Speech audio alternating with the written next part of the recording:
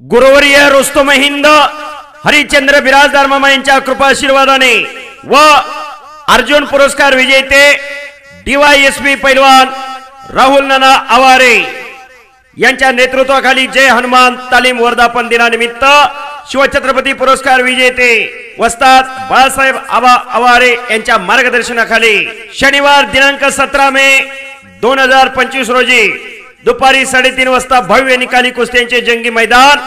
या मैदानामध्ये नंबर 1 ला होणारी कुस्ती पैलवान रविराज चव्हाण विरुद्ध पैलवान कालीचरण सोलनकर, नंबर 2 ला होणारी कुस्ती पैलवान राकेश यादव विरुद्ध पैलवान सतपाल सोनटक्के।